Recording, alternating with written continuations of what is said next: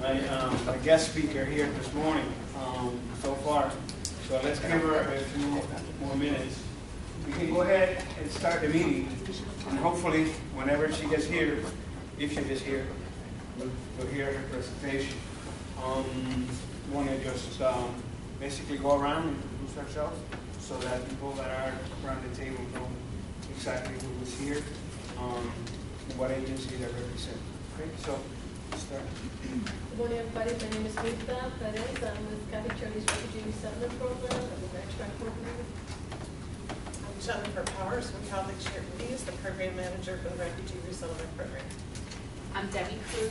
I'm the program manager for the Comprehensive Refugee Services Program through Catholic Charities. I'm Soil Heidi. I'm working rep for Sunshine House Medicaid Insurance Company.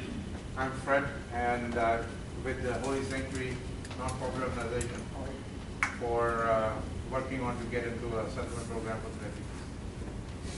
My name is Rosie Voice Ron. I am with the Thomas Refugee Program. I'm Alex Davies Holmes, and I am with UCS as the ESOL Service Learning Coordinator. Sorry, we didn't hear you. Couldn't hear you. Oh, I'm Alex Davies Holmes, and I'm with UCF as the ESOL Service Learning Coordinator. Thank you. I'm Carol Hayes, and I'm not with any organization. I'm just with the Okay. I'm Lisa Tao. I work for the Osceola Health Department. I'm the coordinator of the refugee program. Good morning, my name is Rebecca Millan. I am the parent liaison for OCPS Multilingual Department. What's OCPS, I'm sorry? OCPS, Yeah. Orange County Public Schools. Thank you. Behind over there. My name is Michelle Peasley. I work with Lieutenant in Osceola County. Okay. Good morning, Sumaya Sanjay from Arab American Community Center, Director of Social Services, also domestic violence. Okay, you can sit over here. Hi, my name is Mark. I live in Orlando, and I'm just here for the public meeting. During now, we do not explore that national program. Swallow from the Services Program Manager for Should we hear you over there? Swallow from the Services Program Manager for Hi, I'm Tanya Slade. I'm the Refugee Health TV and Epidemiology Manager with the Florida Department of Health. Hello, my name is Mike Montgomery. I work with Community Coordinated Care for Children, or 4C. Work with their services. My name is Lodia Rojas, and I'm the supervisor for Central Region at DCF. My name is Arthur Richards. I'm the Southeast Regional Coordinator for the Islamic Circle of North America. My name is Jerry Musket, and I'm the Community Development Director for the Islamic Circle of North America. I'm Carrie, and I'm just a private citizen. Okay. Good morning, Don Gio, U.S. Citizenship and Immigration Services. Good morning, Lexi Clemente, Catholic Charities, Employment Coordinator. Catherine Diaz, Catholic Charities, ESL Coordinator. Ramiro Perez, Catholic Charities, case manager in CS program. Amy Barber, Arise for Families. Michael Barber, Rise for Families. Martha Ortiz, Orlando Health Department Refugee Case Manager. Martha R. Homeless Services Network. Gentleman back there. Vance Yoakum, I write a blog, Fiscal Rangers in Lake County. Thank you. Great. So it so happens that Martha was the first that's a speaker today. And she is with the Homeless Services Network of Central Florida. And she's got a daunting task of coordinating a system of care for serve the homeless population. It's in Tri-County? The Tri-County area. So I'm going to let her explain, I'll tell you a little bit about that, simply because it is an issue that affects a lot of people in our community. So Martha, you have the floor. Excellent. And I think all will be able to hear me better if I stand up. So I'll do that. And I'll stand up because I'm generally quite embarrassed. First off, I would say that I'm still quasi-new in town. I've been here 6 months. My agency has been in place for 20 years. I personally, anyway. But my agency, the Homeless Services Network, was created to help the Tri-County community successfully access federal funds for homeless programs, specifically to successfully access funds from the Department of Housing and Urban Development.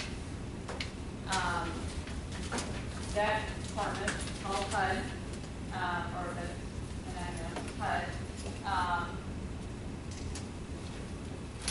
provides dollars that can be used for housing, some for services, for people who meet their definition of homelessness.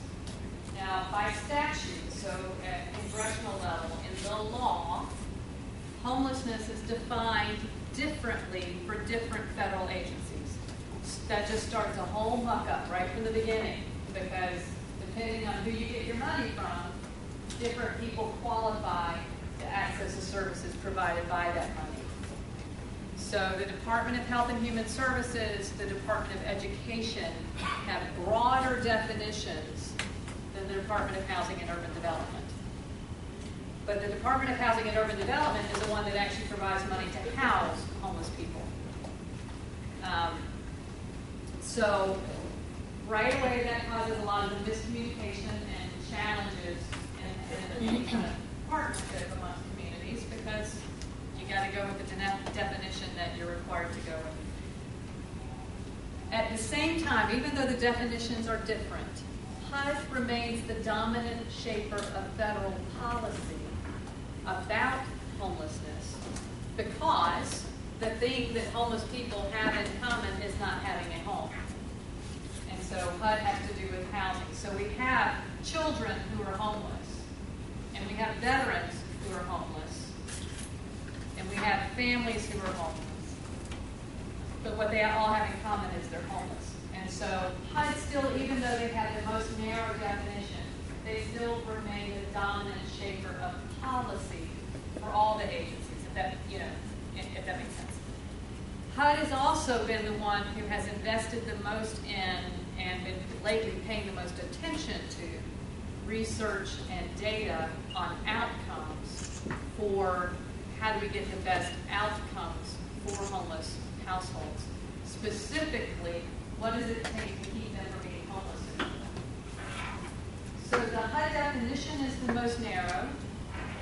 And by that, what I mean is the HUD definition is, in layman's terms, people who are literally on the streets, in campsites, staying in places that were not intended for human habitation, cars, things like that. Or who are in homeless shelters or other homeless residential programs. And then for some of HUD's programs, your eligibility depends on where you were before that. So where were you before you went to the shelter? So the biggest piece that's left out of the HUD definition, but that is included in the other federal departments, are people who are doubled up. And that's a mixed bag, all right? So there are certainly people who are staying with a friend or a family member and they're sleeping on the couch and they have no assurance that they can still be there tomorrow. It's not a stable relationship. They're not there because the host wants them there. They're there because they have no other place to go, and the host can leave at any time. There are other people who live together by choice. And in many cultures, there are many people who would be offended for us to call them homeless because they have multi-generations in one household. And so there's sometimes that double-up definition has problems unless you can drill down and get more specific about what's behind the double-up. Which is part of the reason why HUD does not include that in its definition. Another reason is because there are already so many people who meet the HUD definition, and the need of that narrow group of people so outstrips the current resources that unless massive additional resources are brought to the table, when you expand the eligible population, you're not making anything better. You just have more people that aren't getting served. And so, some of the communities challenge what HUD is asking us to do is deal with the folks that meet this most extreme definition and help them in their homelessness. And then we can look at how do we add folks with other definitions. But we don't have most communities haven't resolved the issue for those who meet that most narrow definition. And another piece of that is trying not to make issues about the availability of affordable housing and wages, not to put those issues on the backs of homeless service providers. Because those are much larger systemic issues than just homelessness. That makes sense? All right. So there's even more research and data out there to help drive how we implement our programs moving forward. And a big piece of that has shown that amongst everybody who meets that smaller definition, that HUD definition of homelessness, for at least one night out of the year. So out of everybody who experiences homelessness over the course of a year, an unduplicated count, annual count, not a point-in-time count, annual count. Out of all those people, on average, 75, 80%, to even 85%, will move out of homelessness in less than a month. The vast majority do not spend a long time in a homeless circumstance. That does not mean their life is happy and healthy and that everything's great, but it means they're not in this most extreme form of poverty. So the vast majority of households that experience homelessness will move out of homelessness, candidly, with or without our help. We can make it easier, we can speed it up, but the most households that become homeless will move out of homelessness pretty quickly. Then there's a 5 or 10% group that are kind of cyclical. They're homeless, they're out, they're homeless, they're out, da-da-da-da. Kind of episodic homeless. And then there's this final group of 10 to 15% of your annual unduplicated count that are what are called the chronic homeless. And those are folks who are homeless all year long, or the majority of the year. They may get into some place for a month or something and then back out on the streets, but they spend they spend at least 12 months consecutively, or at least 12 months over the past 3 years. HUD calls those the chronic population. Almost all of those are chronic. When the researchers started saying, what's the difference between the people who become homeless and move out of it and those who become homeless and get stuck there?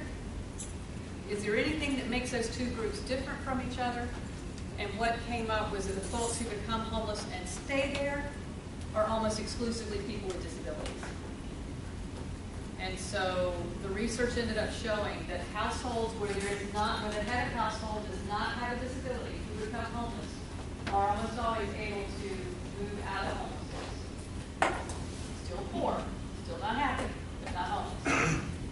But those folks who have a disability and become homeless are much more likely to get stuck and not be able to move into housing without our help.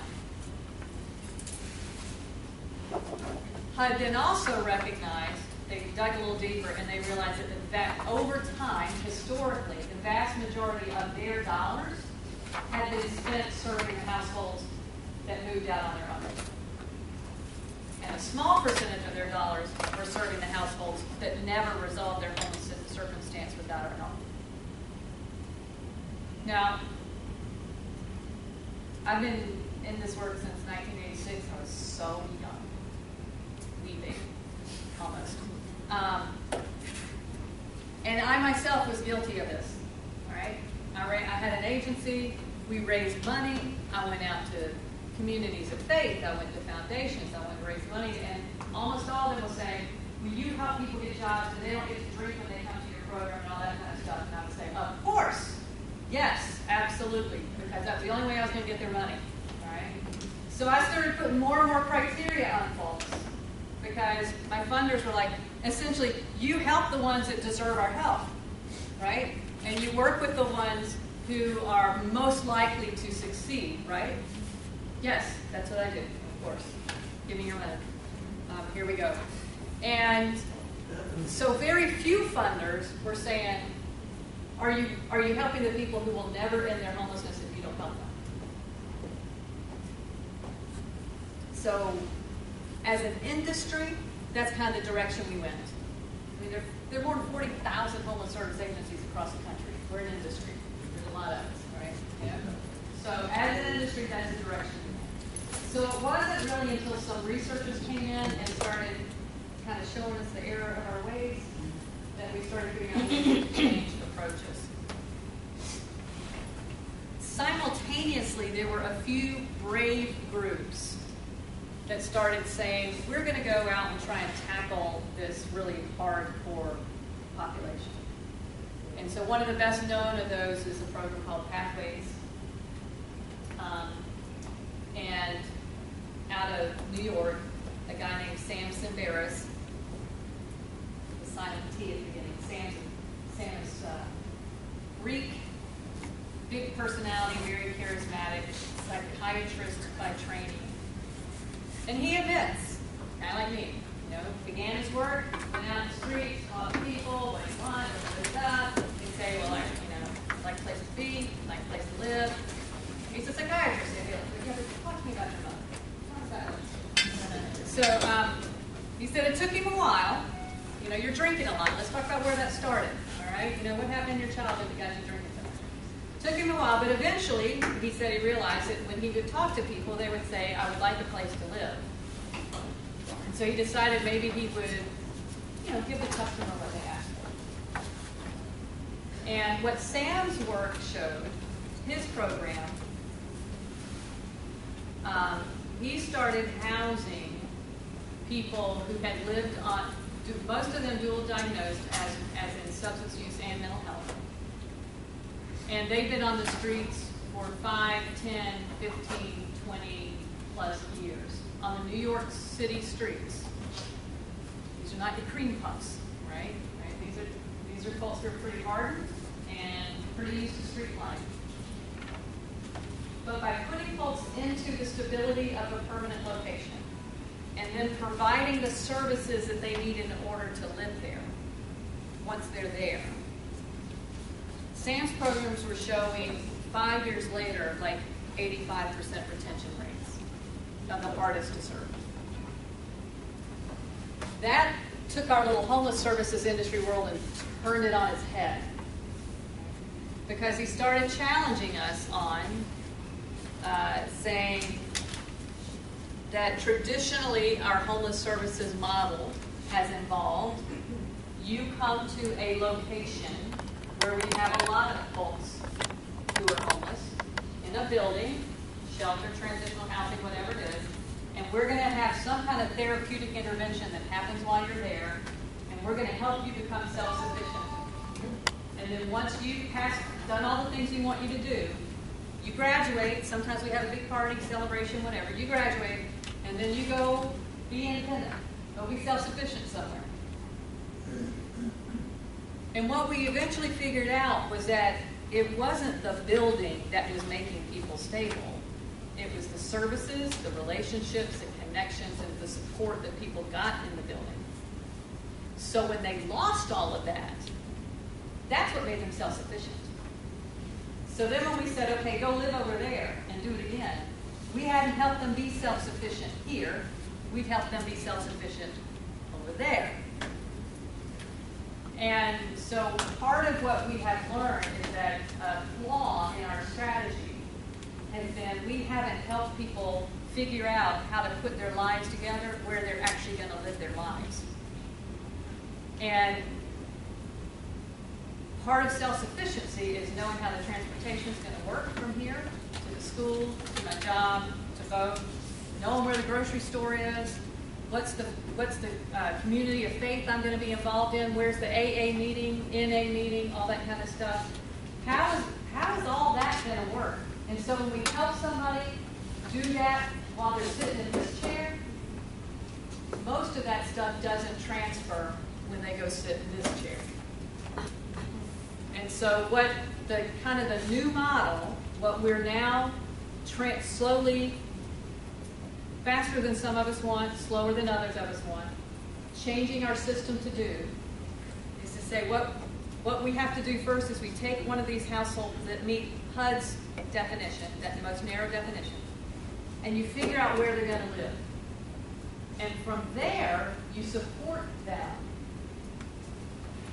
to know how to interact with their landlord, to know how to interact with their neighbors, to figure out how do they get to their current job, or how can they get a job that they can actually access from here. What school is it that their kids are going to go to school, work with the social worker in that school instead of in this other school. It's all that stuff. So you help them put their lives together where they actually are going to live their lives. And then the process is then kind of splits into who are the folks who have a disability, and a recognition that those folks are going to need some kind of support services ongoing because their disability is ongoing. And so if there's an individual who has a mental health disability, then they're going to need mental health support in order to maintain that place to live. So those folks will need ongoing services. All of them, whether it's a household without a disability or with a disability, all of them need some transitional services, but not in a transitional place. They need transitional services in their permanent place to live. And those transitional services are, how do we help you stabilize in this home? How are you going to put your life together here? And in some cases, I tell people it's kind of like, I have kids, I have dogs. All the kids I don't have are really glad I didn't have kids. But I admire those of you who've had children. And you know, the rumors are that now a lot of you send your children away to college and then they come back. But for the ones who don't come back, and they go to college, they go live in a dorm, and then they go into this thing called an apartment from there. And then they realize, many of them realize that there was stuff that mom and dad used to do that they didn't even know mom and dad were doing. And lo and behold, the toilet's overflowing, and where the freak do I turn off that water? You know, never done that before. And okay, this place is not as nice as where mom and dad was, and so we don't have three-prong. We don't have three-prong outlets here. We've got two-prong outlets. And so how many extension cords can I line up from that two-prong outlet to, you know, hook up all of my electronic equipment and stuff like that? All that's just kind of similar stuff if you've been on the streets for 15 years, or if you've been couch surfing for a long time, or whatever. But if you haven't had your own place that you were responsible for, you're not born knowing that. Right? So some of this transitional supports is literally how do you function in your unit? What's your bad weather plan? What are you going to do when the power's out for 5 days? What's the strategy? What's your strategy for the holidays when people get depressed and stressed? And a lot of folks, their situation will change because nobody's helped them figure that out. They don't know how to deal with that. How do you build a positive social network from where you're living without going to negative folks or going back to negative folks? But given who's here, how are you going to identify a positive support system from where you live? Those kind of things, actually, what we're learning now is that kind of assistance does a whole lot more to helping a household stay stable in the long run than all of our kind of here in a plastic bubble, let's help you be self-sufficient classes. You got to cook. Historically, here's what's happened. We've had a transitional housing program. A lot of people donated. It's a really freaking nice building. It's got the newest appliances, it's got the best beds, it's got all that cool stuff. People leave there and that's not what their new place looks like. They don't have the newest appliances. Well, nobody taught me to cook on the actual appliances I got. You know, I'm used to that electronic thing where I can hit, you know, I'm baking a baked potato and it cooks it for me. You know, whatever. It's that kind of, those are kind of miscues. We were very well intended. It just don't, the outcomes are not what we were expecting. So all of that is to say that the part of the homeless services industry, the business, the providers, in these 3 counties are undergoing a shift in how they do what they do. Some of them are embracing it lovingly and exuberantly. Others are not so happy. And increasingly, funders are expecting folks to make that shift.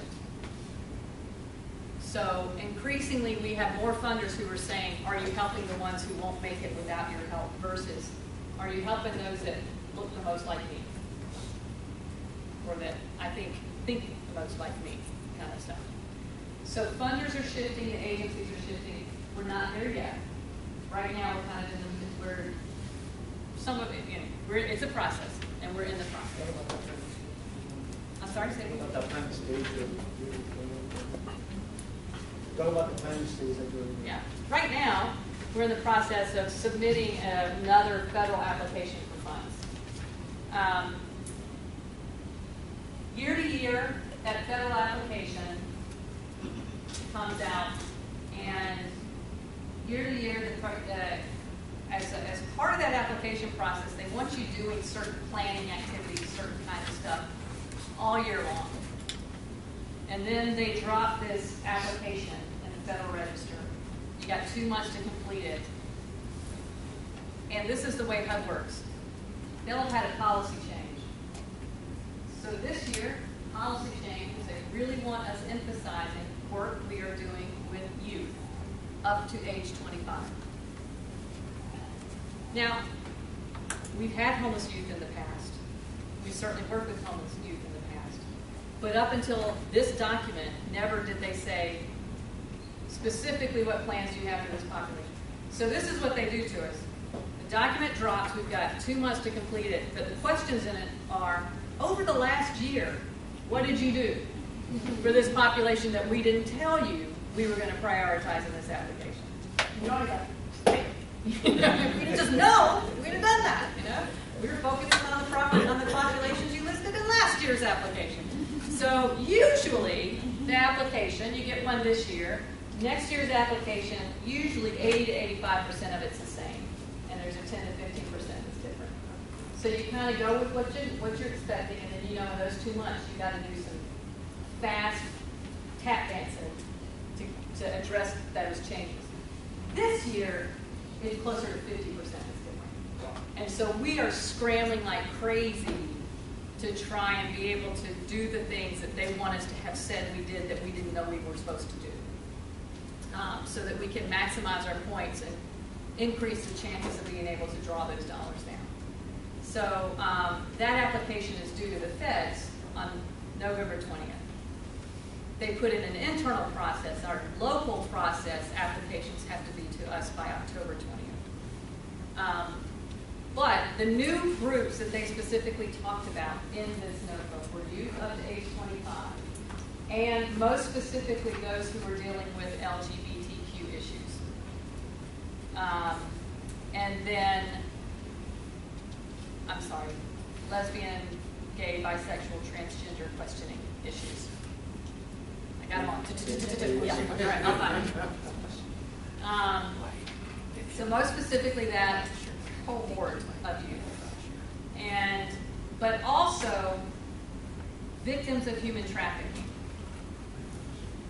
Unfortunately, they have not defined for us what they mean by human trafficking. All right?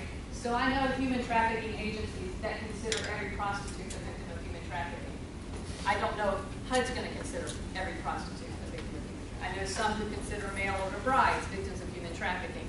I don't know if HUD's going to consider that, all right? They haven't given us a good, clear definition of what they mean by human trafficking. I suspect it is going to be based, in large part, based on physical safety. Am I in physical danger? Am I afraid for my safety, for my life, for my well-being? I suspect that's the direction it's going to go, because that's very much the way they define victims of domestic violence. But I haven't seen it. All right, so this is Martha reading the tea leaves. I have medium experience reading HUD tea leaves. All right, so I'm accurate more than not, but I've certainly missed some. So in this process, we're now looking at those populations. What that means is that, particularly over the next year, we're really going to be reaching out to groups who have expertise working with those populations and trying to figure out where's the intersection between people who meet those definitions, but who also meet HUD's definition of homeless. Right? So it's not about us trying to work with every victim of human trafficking. It's about the victims of human trafficking who also fall within that very narrow definition of HUD's definition of homeless. It's youth who also fall within that very narrow definition. So, so over the next year, I'm new in town, so I definitely don't know. But even my colleagues in other communities who've been around here, I don't necessarily know where your population overlaps with that. I don't know where your population overlaps with our homeless definition. And then I don't know of your population how many are youth that would overlap, and how many might be victims of human trafficking that would overlap. I don't know. But if there's an overlap, I want to make sure that we're talking and that we're making sure, because now what we're doing, we are required by the feds to have a system called a Homeless Management Information System. It has privacy, it has lots of standards, all right, so it's not like an Excel database and anybody can tap into it. It's a management information system. But we now have people, so all homeless service agencies, not all of them yet, we're working in ways. The direction we're going is that every agency, when it does an intake, there's going to be some uniform assessment and data questions. And they will put that information into this system. We will use that information to help us determine which household is highest priority. Meaning, which household is most likely to die if we don't help them quick, and least likely to make it out of homelessness without our help. Not highest priority as in we think with the least amount of assistance will get them stable, but rather who is it that really needs our help. And we literally now are creating registries, lists. Each household has a unique identifier number. These households have the highest priority indication. Those are the ones that we are targeting our limited case management, rental assistance, housing support services to. We don't, right? So already in our list, we've got over 50,000 people on this, right? We don't have the resources to house all of that. So instead, we're having to but this is new, all right? Now we're saying, let's prioritize them instead of you just serve whoever shows up at your door. You serve whoever shows up at your door, regardless of whether or not they were the ones who most needed your help, or even if you were the best agency to serve them. So now instead, we're looking at the list, highest priority, and based on the characteristics of that, which agency specifically works best with households that have that characteristic. And that could be location, that can be the disability type, it can be language, it can be whatever it is. Which agency works best with that household? And we're doing a better job, we're starting to do a better job of matching. So we take the high priority household, link them with the available services, the available rent assistance, etc., based on their needs and based on the specialty of those services. And now we're going back and we're tracking outcomes. So we can go back to those agencies and say, you've got good outcomes, yours are not as good. What do we got to do to improve yours? Or, candidly, we stop giving you the money and we give it to somebody else who gets better outcomes. With the outcome being not how many people you served, but how many of them got into permanent housing and stayed in permanent housing. That is the primary outcome. Almost every other decision is being driven by that. What does it take to get into housing? It means having your ID.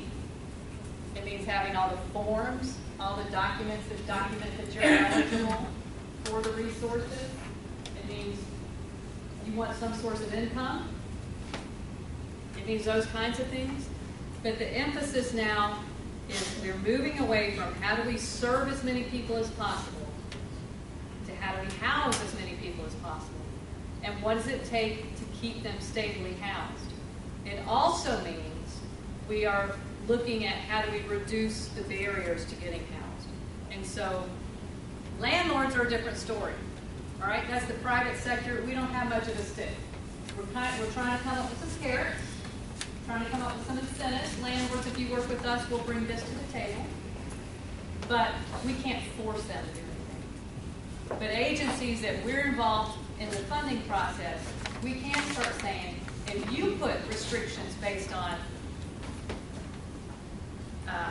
substance use, if you put restrictions based on income, if you put restrictions based on criminal history, then we're not necessarily going to give you as much money because we need people who are working with the folks who have substance abuse and criminal histories because those are the ones that aren't getting housed, right? So yeah, they're harder, but that's why they're out there. And those are the ones that aren't going to get housed without our help. This person over here who has no criminal history, no substance use issues, and fabulous credit is not the one who needs our help. Another one that's really tough for our folks is the person with really bad social skills is the one who needs our help. So the one who's rude to you, the one who yells, the one who has these, incredible expectations, those are the ones who don't get housed without our help. And so the strategy now is put our emphasis on housing the folks who absolutely won't do it without it.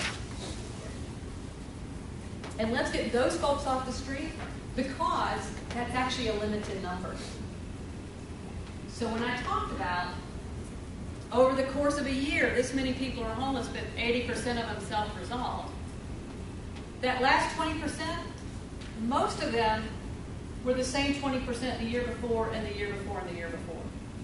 All right? Because they've been out there year after year after year. So when you house 10 of them, that means that chronic count is 10 less next year and the year after that and the year because those folks are housed. Over 50% of resources go to that population. When we can get those folks housed, and it frees up more resources to work with the folks that are easier and that can do more with those resources. Those folks are also the ones who are a bigger drain on the public system. They're in jail more, they go to the hospital more, they go to detox more, and they do it in a way that doesn't result in improving their situation. And so the kind of community planning is about, we're already putting a lot of money into folks. Let's do it strategically. Let's get them in housing. And then we can work on the rest of the population. So I was in Asheville for 7 years. This was years ago. So this was back in like 2000, 2001. So the numbers are 15 years old. But at that time, I went, we had a meeting, and we had regular meetings, and the downtown police lieutenant would come to many of the meetings. And so I was like, Lieutenant, in our next meeting, just bring us a list of your homeless frequent flyers. Go back, look at your records, bring it. He said, I've got to go back. It's do it. I mean, they arrested him, so he knew him off the top of his head. Okay, all right. So instead, go back and come back next time and tell us how much money, how many times have they been arrested, and how much money is represented in that. All right. We had 19 people, and in 24 months, 19 people had been arrested over 800 times. Now guess what? Those were not murder charges. All right? Because if it was a murder charge, they wouldn't have gotten out to be rearrested so fast. All right? You can just tell by the number of arrests that these are little petty, this is trespassing and open container and being a nuisance and bad social skills. All right? It's those kind of arrests. But then we said, how much money is represented in those 800 arrests, and then we went to the hospital. Because criminal justice system, they're so much easier than the rest of it. They have no issues with privacy and confidentiality, all right? They can give us their names, social security numbers, and read each size. You know, I mean, we knew we could get everything from them. So then we could take that list and we go to the hospital and we say, don't give us any specifics. Don't even confirm if any of these people have been here. Just give me one aggregate number. How much money did you spend on these same people in the same 2 years? Just those two systems, not ambulances, not detox, not mental health, just basically emergency room and law enforcement. Those 19 people, citizens of my fine community, have been paying over $1,200 per person per month. That's a pretty nice markup. 15 years ago. Yeah. So we're pulling in cost effectiveness data, outcome data, playing within our definition of who we're allowed to work, and trying to reshape our system so that we target that population. What we want from you is if where you see an overlap, I want to make sure we're in conversation so that we're making sure that the people you serve who are eligible, and particularly those who would rise up in that priority list, vulnerable, long-termers, etc., want to make sure that we're getting them in that list so that we know to prioritize them, and we know how to reach them, and we know what resources you can bring to help. So the process for referral is ultimately we need you to get on our HMIS system to be able to enter the data by yourselves directly. But what I'd really like to do is to know which ones of you think you have some of those folks, and let's have another conversation so that we can help better introduce you to the processes and what we do, and make sure that we're setting it up so we work the best with you, if that makes sense.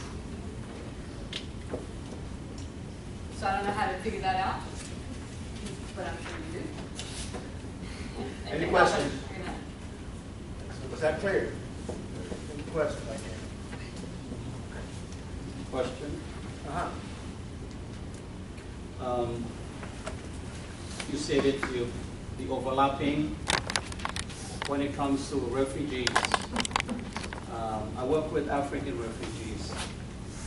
Most of us in the room are aware that there is a family of 8, pretty much homeless, that's kind of getting desperate. For some reason, they cannot qualify anywhere. Between heaven and earth, there is no qualification for them. Would you be able to give some clarity or some guidance on what's your experience on helping refugee, homeless? Families that are in an emergency situation like that, regardless of whether they're refugee or status is not a question. I think that would be more appropriate. Yeah. So here's our deal. We've got funding from a variety of different sources that pay for different things. So we've got some pots that pay for services, some pots that pay for rental assistance. We've got landlords, etc. All of them come with their own strings. You know, all of them come with their own program rules and their own requirements and yada yada yada. So if we have a large family, we know there are not as many units, right? There's not as many places that can accommodate a large family.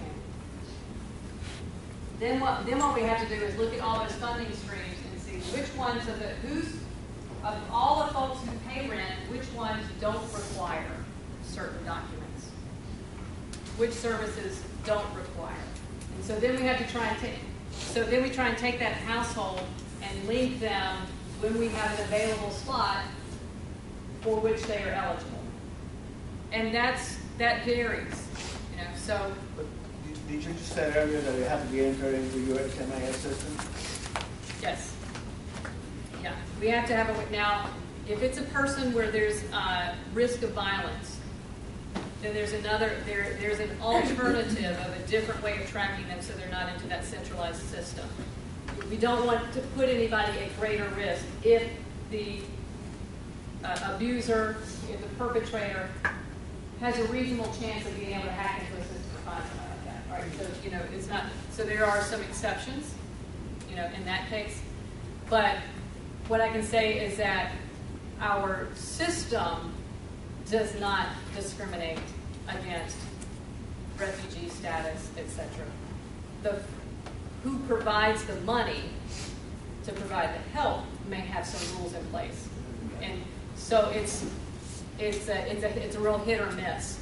But what we're trying to do is get more sophisticated so that we're being clear on, we've got 2 of these families where we got to find, and so if we get a resource that will work with them, and it's the only resource that will work with them, that we don't mistakenly give that resource to somebody else that a different resource would work for. Okay? That's what's been happening a lot.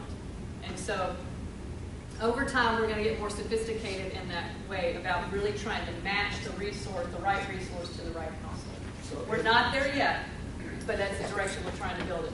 So if the agency in question is not really, how do you say, have a relationship or an access to the system? Yes. You know, and they have a family in need? Yes. How can the needs of that family be met? Right now, you can still call 211, and if they answer the questions that indicate they're homeless, then they get linked to a different person within the 211 system who can enter the information into the system. We are also, part of what I want to talk to you about is we're going to be hiring folks to go out to different locations. So maybe we might have somebody who could come to your location 1 or 2 days a week for a few hours and do intake on people. And then the next day go to a different location. So we're developing some other strategies like that. But that's part of what I really want to have a more in-depth conversation with you about what makes the most sense given the way your program works. You know? For the example, for the 8 people he was talking about with the 8 children, I don't know if this is the same one or not. I called 10 charities for it, or not charities, for shelters to go to, but everybody was booked. 211 cannot help because nobody can take family of 8. Right. I'm not surprised. You know, our system is not functioning the way we want it to, and that's just a challenge because we don't get many of them. Yes. You know, and so nobody wants to develop the resource and then have it empty. And then as soon as they get rid of it, then somebody shows up who needs it. You know, it's that kind of an issue of it's hard to hold a resource when it doesn't get used. But we're trying to figure it. So some of this is probably because we have not been in good communication. We're not aware of how many of those households there are. You know, so we're not planning for it. You know, and the more, but if we know we've got 5 households like that a year, then we can start planning for that. Right now, we don't know because we're not in good communication, so we're not planning for it. Yeah, but sometimes it's domestic violence and you cannot predict when it's coming up. Right. And one of the caveats in the HUD definition is for a victim of domestic violence, the moment the victim says, I want to leave, they meet that narrow HUD definition. Because there's a recognition that I may be a victim, my household may have $200,000 of income, but I don't actually have any of it. You know, I'm not in control of any of it. And so whereas it may look like I have the financial resources to take care of myself and not become homeless, because of the situation, because of the element of danger, I don't. And so those households, so part of our partnership is with Harbor House and with other domestic violence programs and figuring out how do we link resources to those households. And again, those can't go in our database, you know, because that puts that household at risk. So there's other processes. And that's, I mean, we can develop kind of the one-offs. We can develop the how do we deal with this particular circumstance as long as it's within the, you know, we've got a box. We can play all around inside that box. We can't necessarily go out of it. But we may only be in a quarter of the box, and we may have 3/4 more that we just haven't thought about how we play in. We just got to stay in that one box. Okay. Those of you that may have clients or whatever, may have any, I have been forwarding emails from the Homeless Services Network and some other meetings that they've been having for preparation for their annual application. And so do contact me later, and if you need to get a hold of, well, not necessarily Martha, But for starters, shoot me an email. At least make sure that you're on my list so that we're sending you information moving forward. Yeah. And ask your question, and then I may have somebody else contact you back. But my email address is martha.are@hsncfl.org.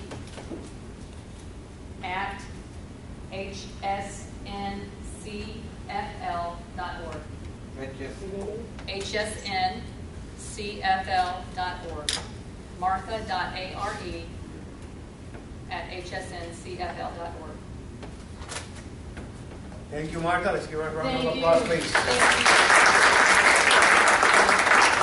We greatly appreciate and respect the work that you're doing. Thank you. Well done. Yeah. Thank you, Martha. Really appreciate it. Great. All right, let's move on with the agenda. Have an update from USCIS. Sorry, you have anything on that, Darren? Not much going on. The big issue right now is I-94 problems with the refugee population with the electronic I-94s. Apparently CBP is not entering correct information. We'll get their I-94s, they can't find them. If you've got specific cases on that, just you can forward the information to me via email. I can't resolve this specific issue because it's with CBP, but at least we can forward these cases to CBP to kind of light a fire underneath them and highlight this issue. But we are continually communicating with them on a weekly basis, telling them about this issue. We realize it's a problem. I don't know how problematic it's becoming in Orlando, but we've been getting reports farther north from Georgia and the Panhandle that's becoming a really big issue. But if you have those, just shoot me an email so I can forward them to CBP. I have a question. Yeah. I know that TPS is around for the patients, and it's the 26th is the deadline. I know that a year and a half ago, there was a vast majority of people that did not renew on time, and there was an extension. Are we foreseeing the same thing happening? Because in my office, the amount of people that normally I help with that I haven't seen. So I don't know if they go elsewhere or how. I haven't heard of an extension, but it could be, I'll look into it, I'll ask and see. Okay. I mean, usually I can't say for sure that they will, but usually they do have some sort of extension. And there's always an extension if someone has a good reason. If they can provide a reason why they didn't apply. I'll look into that. If you give me your card, just make sure that I'll shoot you.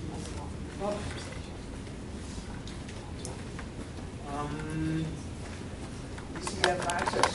Everything okay? No, not really. Receiving processing applications all the time. As you know, we're getting a little delay on receiving the registration, the work registration. I know it's kind of delayed on that, but we continue processing the cases. You know that you have 60 days to use the same application. How much are we delayed in the work registration? Sometimes they have 3 weeks, 4 weeks so we cannot hold the case over 30 days. So what we do is we closing the case until the registration is complete, and we reopen as soon as we receive the registration. Close it entirely or just for the cash? No, just for the cash. If all the food stamps, because they are not accept for registration of the food stamps as well. Can I have a question? For SSI, No, she will be aware of SSI. no, for the food stamps. But when somebody on the SSI, their food stamps comes and cash advance also come for them. But there is a case did not give them any food stamps because the mother makes an her living is just within $2 extra of the cutting down. Well, I have to see the case because the SSI is not a large amount make a family not eligible for the food stamps. Maybe other source of income. I don't know. I had to look at the case because the only income was the SSI and was denied because of the SSI. Yeah, because of the. Was a family of one or family of 5? No, it could be something else. Was not the reason should not be the SSI, not the SSI. You can send me the case number. The case number, I will look at it. The refugee arrivals projections, I guess, for whatever came in this quarter. We got I'm going to stand up so you guys can hear me in the corner. Our fourth quarter arrivals were 49. We had 22 in July, we had 0 in August, and then we had 27 in September. We ended the year with 157 refugee arrivals, that's men, women, and children. The breakdown by country for our resettlement was we had 25 Burmese, we had 33 Cubans, 13 Colombians, we had 49 Iraqis, we had 8 Congolese. From Burundi, we had 12. We had 1 Ukraine, 2 from Iran. We had 4 from Eritrea. We had 8 Syrians, and we had 2 Afghans. So we had a very diverse group. It's very interesting. Thank you, Jennifer. From LSS side, on the fourth quarter, we have received 55 individuals, or 55 persons, or 8 kids. And on the month of July, we have received 6 from Afghanistan. But again, that was the only thing on July, but August, we see an increment in the number of arrivals. And we have 25 from Congo, and 11 from Iraq, and 1 from Iran, 5 from India, and 4 from Burma, and 3 from Cuba. So totally 55 individuals. That's the number of families. So in the October, I would say that and we are expecting more coming.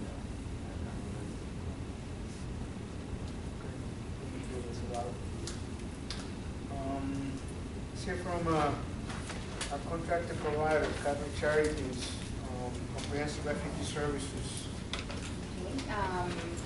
I'd like to start with case management. Our case management program in the last quarter served 317 households for a total of 458 individuals. Some of the issues that we talked about previously in regards to challenges has been housing for large families, clients in crisis that have lost jobs or have medical emergencies. We have kind of the same situation that was talked about. It's very difficult to find shelters that are available, not necessarily for just big families, just for a family of 3, not splitting families, not having the right documentation to be able to get into the shelter. We've had a little bit of roadblocks in that regard. And the number of families are increasing, and we're seeing much more coming to our area, border crossing Cubans mainly. As far as adult education is concerned, we have at Catholic Charities, we have the introductory and pre-literacy classes that are running, and we have 47 total individuals enrolled in those classes. Clients range they're from Haiti, Congo, Cuba. We have a whole class of pre-literacy students from the Congo, and that class is running really well. So for a total of 47 active students, and we've helped 114 individuals obtain vouchers to be able to learn English at Seminole Community College or Seminole State College, and at ALCO in Kissimmee, in Osceola County. As far as our legal services are concerned, we're making EADs, or employment authorization documents, the actual priority, so that our individuals coming to our agency are assisted as soon as possible in becoming self-sufficient. Some of the challenges that we're seeing in legal services include delays in adjudicating LPR, or legal permanent residence applications. And they are basically, clients are being forced to apply or update their medicals that were added to their application because they only are valid for a year. As an agency, we are receiving unnecessary requests for evidence, since documentation submitted is being forwarded to, centers that don't necessarily specialize in refugee or parolee adjustment applications. So they're dealing with that. And also we're seeing some relocation. So clients are leaving the area, not leaving the right documentation to be able to forward their legal documents to where they're living. So continuing to do updates and follow-ups with those clients to make sure that we get them the documentation that does arrive. How many cases are you talking? Excuse me? How many cases are you talking? I don't have a specific number. I just know that, I can get you that. As far as employment services, we've had several on-site hiring events. The interviews took place at our location. They were for laundry positions and food service, a new restaurant that's opening in the airport. We have new on-the-job training sites for child care providers, maintenance technicians, and people with engineering backgrounds, and laundry garment finisher positions. The career laddering applicants have obtained employment in jobs that are paying at upwards of $9.50 an hour, anywhere to $25 an hour. We have been very successful in that area in helping our clients ladder in their employment. And we also want to give a special thanks to Pedro for helping us with a client that was a border crosser, had something popped up in her background check and needed to be cleared so that she can become a child care worker. And he helped us very much with that client to get through. As far as the youth services program, there have been some funding cuts in that area due to the fact that the state is focusing on employment services for refugees and entrants. And the program went from 6 caseworkers to 3 caseworkers. Maria Diaz, the coordinator, who is on maternity leave, had a very healthy baby boy. And currently they're working with 54 clients and have 6 students on a waiting list. Thank you, Debbie. Let me clarify that on the funding cuts. It's not necessarily from the state level. That's actually federal. Sorry. So, it's actually a federal decision, and so it had basically, the program is currently dealing with restructuring the program and don't exactly know what state or form it will take as of yet. So more to come on that. Let's see now. Hans. For the last time I was not here, but from the data that I've gathered, we have approximately 358 students from new enrollees from June till September. We have 135 from Cuba, 165 from Haiti. That number pretty much has been pretty steady. The majority of our clients are from Cuba and from Haiti. We have some individuals from Burma, 9 from Colombia. I do have all the numbers, but I don't want to sit down and read all of it. But the majority of the clients are from Haiti and Cuba. We did see an increase in people from Iraq. As far as in Venezuela, South America, we always had those, but approximately 9 clients were from Iraq during that time frame. PAMAS is in continuing collaboration with partners from the community. Alex is one of the people that I've collaborated with. He sent a lot of students from UCF to volunteer in the classroom. When they arrive in the classroom, what I tend to do is have specific tasks for those volunteers. They have small groups. They work on conversational English. Maybe they practice interviewing skills, writing resume, specific things to help the clients. I tend to have them work with the lower level clients, and those are choose to volunteer in the events classrooms. I have them do job specific related, so the client can become more self-sufficient when going to an interview. They're more aware of what to expect. So after this meeting, we'll briefly get on stage to update our teachers' information so he can send more students. That partnership and collaboration has been very successful. I believe we had about 4 students over the summer that volunteered in the classroom. What happened is that we would have had more, because I received tons of emails from students from UCF who wants to volunteer and are excited to work with refugees. But they have to go through the background check first, and OCPS's system was down, so they couldn't complete the process. But since our system is back up and running, and he already had his class started, and they have to complete a number of hours, I believe 15 hours, and some 15 hours.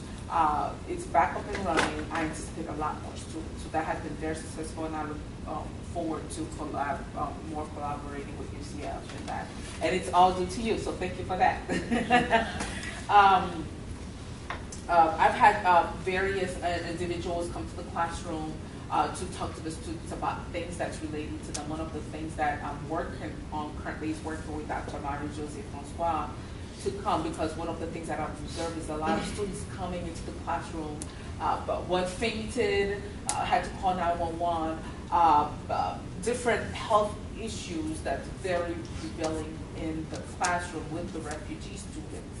So one thing that I'm trying to do is to get different professionals from the community to come and provide information as far as health, taking care of yourself, health preventive maintenance, if you will, with those clients, so that if they're not feeling well, don't come to class or you faint. Be aware of how your body, because the transitioning, sometimes the stress they're experiencing does impact them, and they come to the class if they're not focusing or they're not feeling well, and we have to call 911. So to help deal with that, we're reaching out to various partners. Isn't there a nurse at the school? I'm sorry? Isn't there a nurse at the school that they did for Tech? Is that, no, the health program is at Orlando Tech. So each campus specializes in different areas. So the dental, nursing, so on and so forth. But the school doesn't have a nurse per se when it's No, that's a question I've asked of the director as to why we don't have, but on campus we don't. It appears that a couple of years we had that, but for some reason they don't have it anymore. And unfortunately, if something happens, we have to call 911, which is what we've done. I'm not sure the reason why they had stopped it, but that's what has happened. So we continuing to work with various partners to bring great services to the clients. We've had great success past in June. I'm not sure if Adrian reported that. Students who graduated from the program, we've had various students graduate from different programs as far as auto tech. I didn't bring all the numbers because I was rushing out. With our program, we have lost our secretary, so that kind of, for me to really focus on the different data, it's been a little challenging, but we're working, hopefully getting someone at least a part-time basis to work with us. Yeah, any questions? Okay, thank you. Question. Oh, yes. We're still struggling with that issue I brought to you. Some of our young people are still complaining they feel lost in the classrooms. based on the cultural environment that prevails. They report a classroom could be highly dominated by Haitians or Spanish speaking. So the professor or the instructor would now and then switch to that particular language that eases the communication. So they feel left out, or either the classroom ambiance is very much Haitian, Creole, or Hispanic. So they feel left out. I don't know if you've been able to look into that. Another thing is growing. We have a lot of young people now living to go to job corps. Is that the correct term, if you're familiar with it? So I would like to know what's the difference between what you provide farmers and what is so attractive for them to leave the state, and some of them are just leaving behind families and responsibilities to go to the campus for job corps. To address the first question, as far as the one culture dominating, that is something that I have addressed with my teachers, as far as making sure that they address and make every culture develop a sensitivity, if you will, to other different cultures. I know that for a fact this semester the classroom size has increased. To address, we had a lot of students last semester. So to alleviate the load, I did bring on board another teacher to cut the classroom size. Now it's back to where we started again. Even though we do have more classrooms, the numbers have definitely shot up and increased again. So we're looking to possibly come January to hire somebody else to cut down on the size. Yeah, that's something I have addressed with the teacher, and I have continued to address, but I will definitely bring it to their attention again, as far as developing cultural sensitivity and not let one particular culture dominate, if you will. I do believe that it has to do with when they're doing classroom activities. Sometimes the teachers allow students to work within small groups, so they tend to speak their home language to explain to each other the different materials that's being covered in the classroom. So that's something that, if it's beneficial to the student, that they should continue. However, we don't have teachers who speak, both of my teachers, one speaks Spanish, but she would strictly speak English. All the teachers speak English, so the teachers does not necessarily address the students in their home language. Yeah, they don't. Would it be possible to use some of the volunteers that you are recruiting to work with those students so that they don't? That's a good point. I'm not sure. I know that some of the volunteers are Haitian Creole. Maybe that's something. Moving forward with the new volunteers, I'll address with them to only speak in English. I know the teachers don't speak. They're not bilingual, except for one, but she refuses to address the students in any other language but English. But it could be the volunteer. Did they mention who was speaking, or did they say it's the teacher? No, they were more leaning toward the classroom, the students. The other students are speaking with each other. Together, yeah. That's something I will continue to address. As far as to address the second question, Job Corps, I know about Job Corps. I don't know everything, but from my understanding, if you're familiar with Job Corps, you can just jump in. I do believe that they pay the students. Residential program. They go to a location, they stay there, they live there. Exactly. They pretty much cover everything for them. They cover the food, so on and so forth. And then they earn a skill. They help them build their resume, and even sometimes they assist with job placement. And they do earn some income for completing the program. I do believe that there's a age limit. It's from a particular age to another particular age. I'm not sure, probably 18 to 24, 25, and if they successfully complete, they do get something out of it, and they assist them with job placement as well. So, anybody familiar with Job Corps, just jump in and Okay. 4C. Where is All right, so last quarter, we had a total of 70 children that received child care service. In July, we had 8 new children receive service. In August, we had 9 new children receive service. And in September, we had 2 new children receive service. Currently, we have 50 children that are currently receiving service. Any waiting list? There is no waiting list as of right now, but that is something that we've talked about, possibly moving the parents or the clients that are eligible for the income eligible program, to move them to that program so we make more room in the refugee program. So that's what we're talking about right now. One slight issue, it's not a big issue, but one issue we're having is we're located in Orlando, Orange County, and we service Osceola County and Seminole County. So the one issue we're having is some clients, they live in Kissimmee, and they do not have transportation. And so their question is, why can't you guys have an office near us?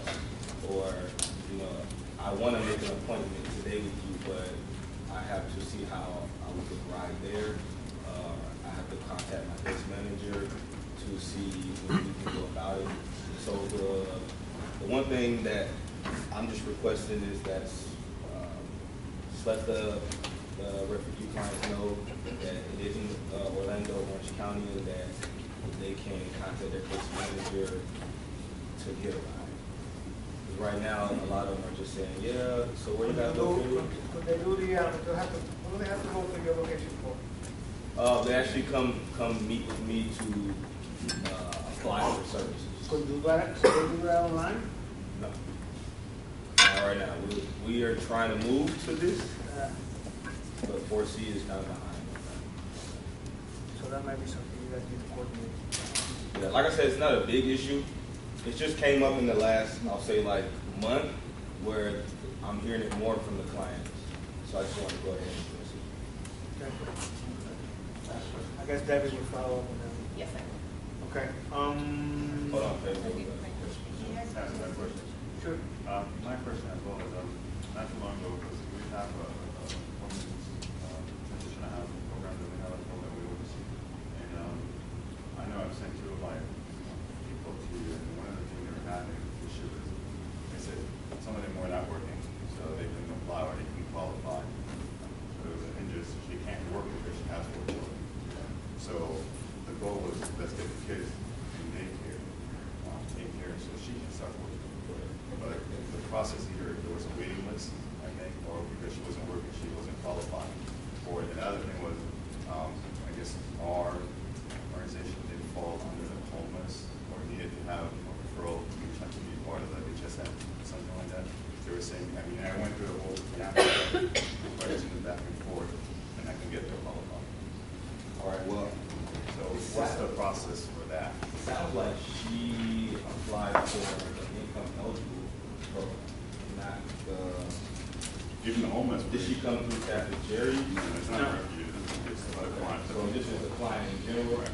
She had a homeless referral. Yeah, I was in a letter that's saying that she is homeless, that she stays in our house, and the program, she's going through our program. And this is what the even said in the letter, that she needed to get this so she can start working. But supposedly our letter didn't get approved.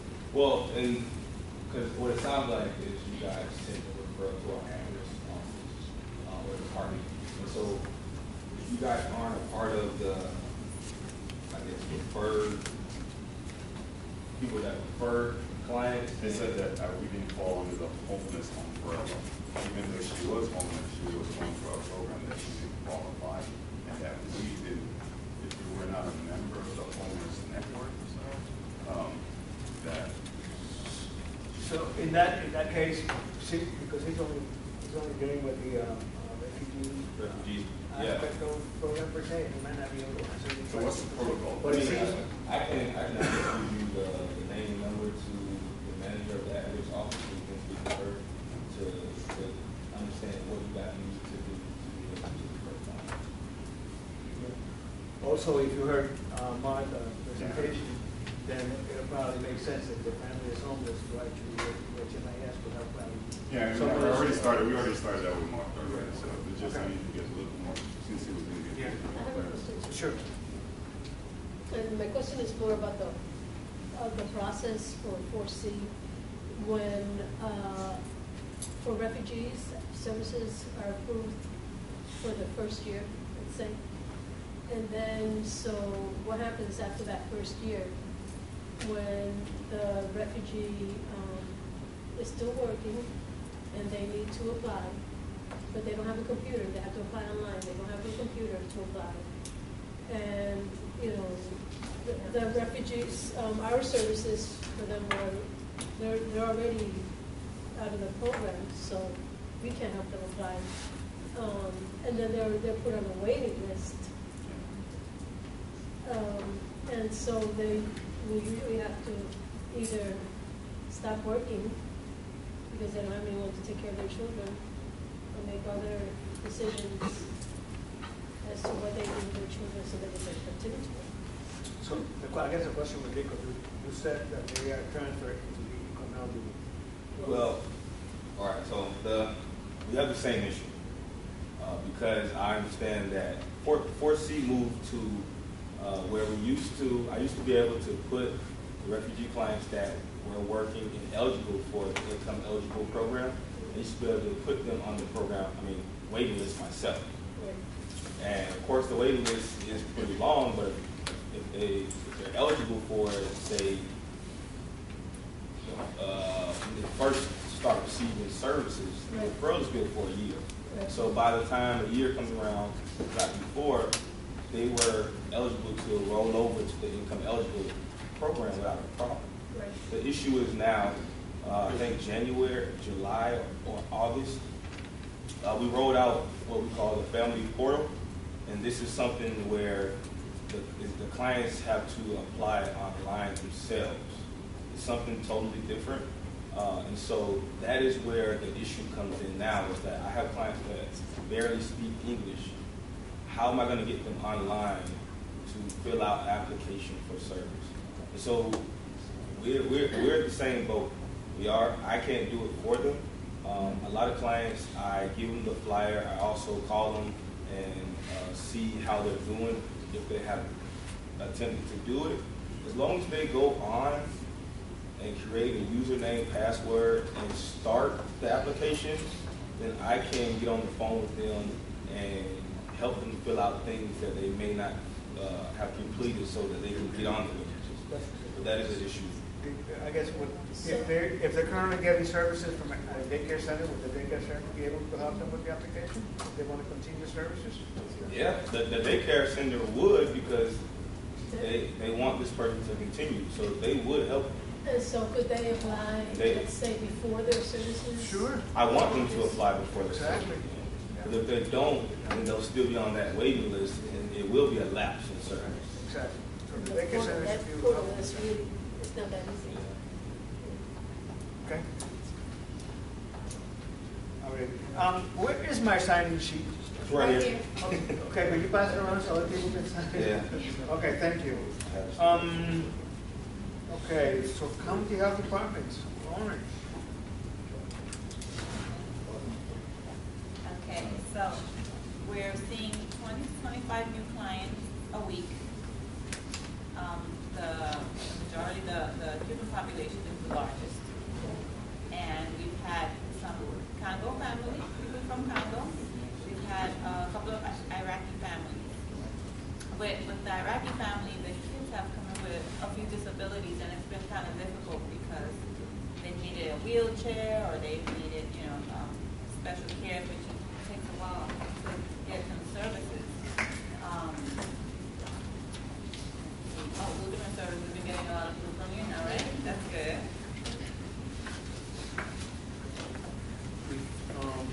If you need a resource for the wheelchair. Yeah, they did get some help, but I would love to try to get some resources on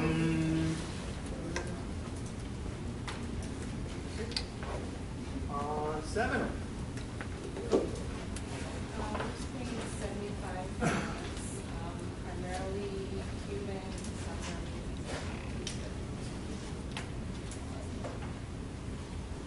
Permiso, bueno.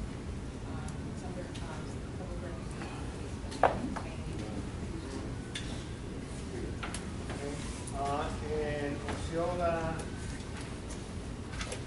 We, during this month, it's been up and down. We haven't last month, I don't have exactly the number of which I couldn't get it, not working yesterday. But it's been up and down. One thing that I am very happy about is that in our clinic, they add 2 services that we didn't have before. We have now mental health and optometrists that I can refer my own patient and I have them there and follow up on them. So, and they take Medicaid, which is very hard for them. Yeah, when they have straight Medicaid, refer them outside because you don't know who take them and who doesn't, so it's a good thing. So hopefully we get more services and more, were you aware? help for these people. So That's important to include in the orientation, especially for the people in Osceola. Simply. But does it somebody from Orange County? Oh, yes. Orange County can go? Orange County? They probably do. I'm not sure about that. I will have to ask. Refer our clients. For the optometrist. Yeah. If you want, give me a call and I'll make sure I'll give you the right information. Okay. Is this on the GS scale, or is it completely free? Or these Medicaid. services is Medicaid? And so if they don't have it, If people don't have health insurance, there Yeah. is No, they take a HMO, but they'll also. there is a clinic in Orlando. I can't think of the name. What's the name? The Shepherd's Home? No, not Shepherd's There's, Home. Orange County. Grace. It's Grace. So, should they need I'll send you the contact information. Okay, from Refugee Services update, and we had, I guess, Alex, because I have the Welcome in America, UCF. Unfortunately, that didn't happen. What happened with that deal? We had a series of events that we had planned, and then UCF has basically shut them all down due to policies and insurance policies and having to get the fire department involved and all this other crap. He didn't have enough time. It was just too short notice. It was too short notice to put things in place. And then we wanted to play a movie that was recommended by Pedro, and then they said, okay, well, that's great. And then about a week later, after we have gotten basically all the flyers made out, then they basically said, UCF came back and said, well, we actually need the written consent from the production company that you can actually play this movie. Or otherwise it's a violation of copyright and all this other stuff. I'm like, really? And then we also need a written consent from this other thing. And it's like, okay, that's... So it was a learning experience for the PhD. However, for next year though, for 2016, Dr. Newton and I, we are planning a grandiose event that we are actually have already started planning. So we can jump the hoops. Thank you, Alex. Appreciate it. I have World Refugee Day 2016 on the agenda. Simply because we got to start planning for it early, and I know that this past year Catholic charities pretty much took it upon themselves to do it and did an excellent job. But if you heard Debbie's report afterwards, one of the things that she said was that she wanted to make that it should actually be more of a task force effort and not necessarily one agency in particular. And so basically the reason why it's on the agenda now, because we perhaps should start to form some sort of committee to start considering what exactly is going to be done this year in Orlando. World Refugee Day falls on June 20th, which is a Monday this year, but not necessarily have to be on a Monday. So would prefer to have perhaps a representative from Catholic Charities, a representative from the settlement agencies, so that, and then the other people that Seminole County, Orange County Health Department did an excellent job coordinating the health fair as part of the event with the some of the students. I'm not quite sure what college it was, but it was excellent. It was great. So whatever. And so if we have, I'm not going to ask you to name anybody right now. Okay. What I'm going to ask you to do though is to send me by email who the representative will be, so that I can then call a meeting of the group and start considering exactly what date, what time we're going to do. Okay. Questions, right? All right. I have events and announcements. So if anybody has any announcements, anything that people should know? Yes. Right. Go ahead first. Oh, right. Thank you. Arab American Community Center will be having a Day of Dignity, December 12th. And we also have the 5K, November 21st. And all the proceeds going to go for the refugee. And this Saturday we have festival, Arab Festival in Fashion Square Mall, and also all the proceeds going to go for that also. Arab American Community. What date is it? September, this Saturday, October. October, Fashion Square Mall? Fashion Square Mall, you said? Fashion Square Mall. At what time? From 1 to 7.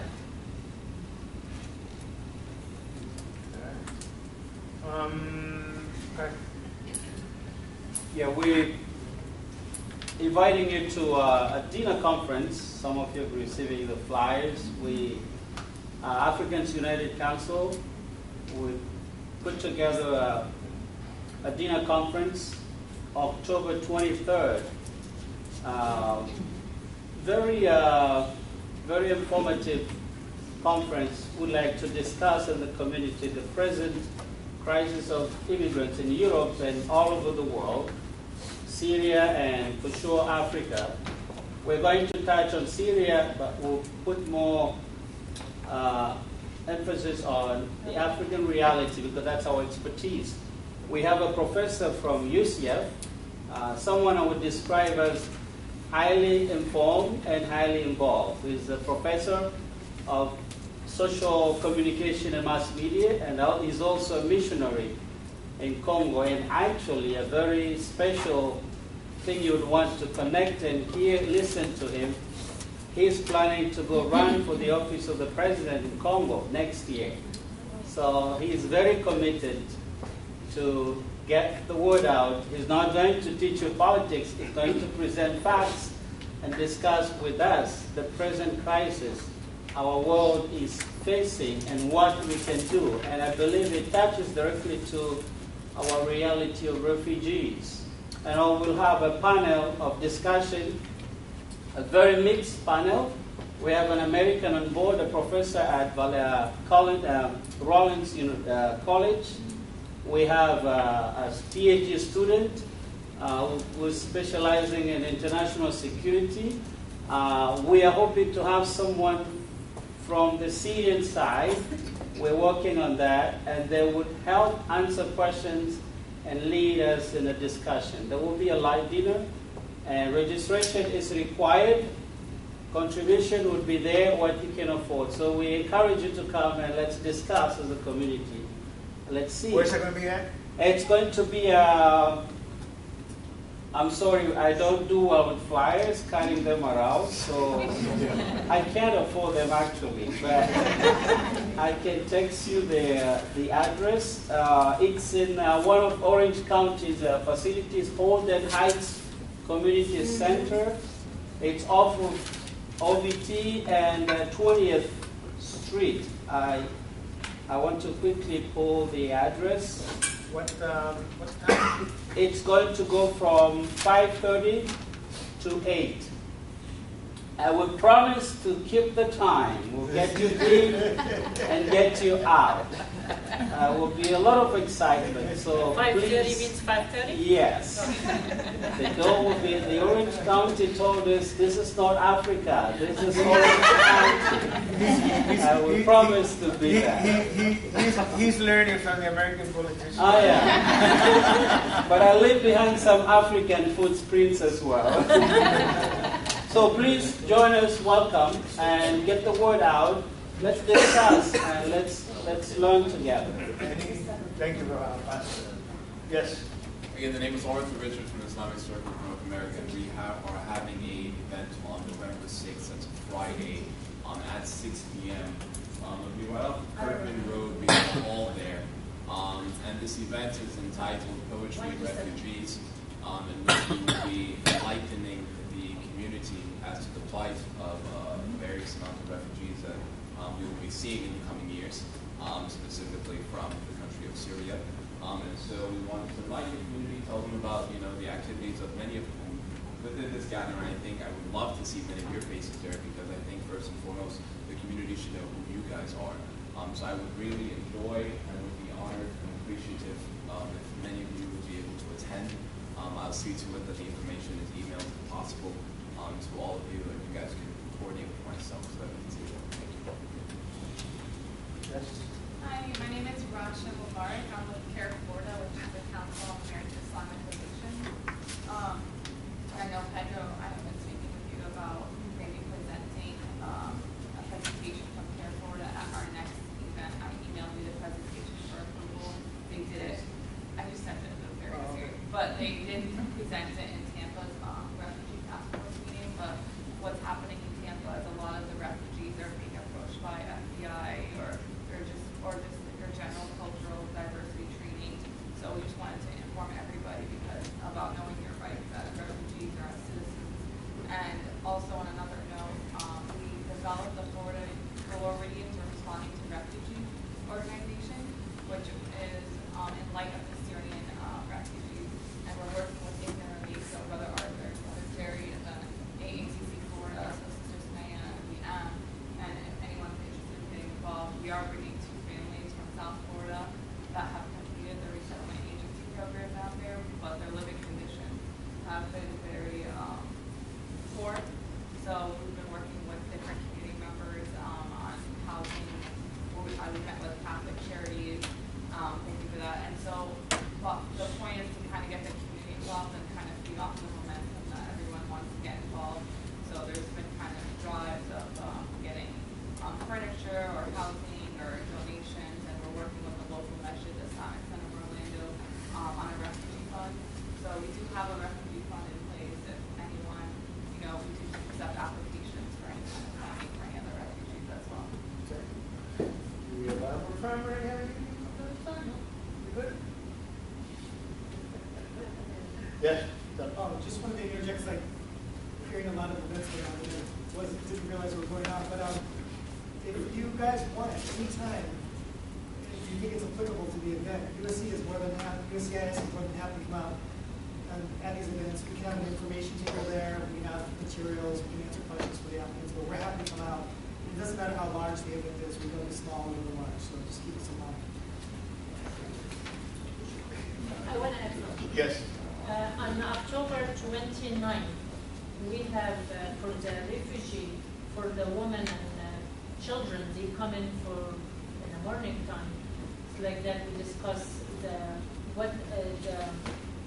culture difference between the culture in the Middle East and here, or from the country where they're coming from, and what's in here, what's the right is, and what we can help them to increase the awareness for them.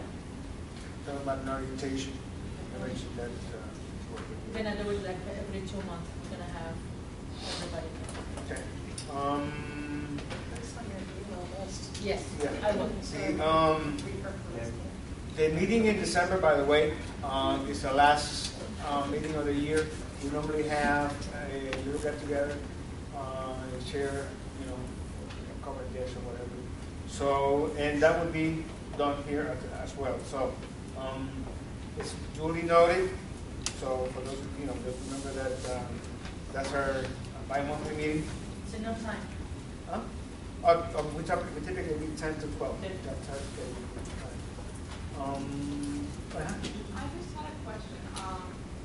My colleagues, they're saying that there was kind of some hate, like people were trying to come to this meeting in response of the Syrian refugees, and like I just want to know like how that's being handled, or if you guys are like.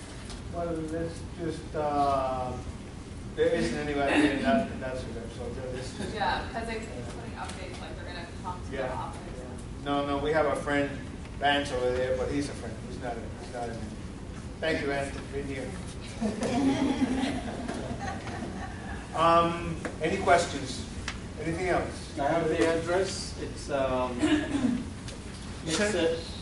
you send me the flyer, so I'll forward it to everyone that's here. Yes. Yeah. And one request. I'm not ashamed to ask because I know you're not just a task force. You're a community. We're a community of brothers and sisters. I have 2 babies born, twins. I need a car seat. If you have a car seat sitting somewhere in your garage, please call me and let me know. I'll come for it. David, thank you. Say bingo. As you shall be given. Yes. Just with regards to your babies, sir, you might want to contact Healthy Start program or WIC with the health department to see if they can help you obtain a car seat. Wonderful. For babies. Those are, I believe it's Healthy Start that does this. Healthy Start. Healthy Start. Thank you. Thank you. Any other business? Any other business? You got a hand right there. Yes, sir. Yes, sir. This is our first time into the meeting. We represent WASH, Asian organization that's in Tampa. We're also here in Orlando. So we just want to come to be a part and also to hear what's going on. So it's been 7 months we've been working in the Orlando community. We also a part of the task force in Tampa. So we come from WASH organization, so we bring some of our board members with us. So this is the president of the board. We'll see you here. I would like to say thank you for the opportunity given to us, and we are very more than happy to work in the Orlando area. And we are all professional by nature, so anything we need, because we have a strong background with the Haitian and other community as well. So anything you want, just knock at our door, and we'll be more than happy to help us. Thank you. Thank you. Yes, hi, I'm Vivian Lewis. I'm the executive director for WASH. Earlier on, I heard that there were some issues with English speaking or Haitians not being able to integrate into the system. Well, we here at WASH, we can help you, help them with the schooling in a way that they would integrate into the system, because I know that the Orange County Public School does have a program for that integrate them, but not the way that WASH does. So I just wanted to bring that to the table to let you know that you can contact us. We have our information here at the end. Thank you. Give me a copy. Thank you. There are no other business, then adjourn. Thank you for coming.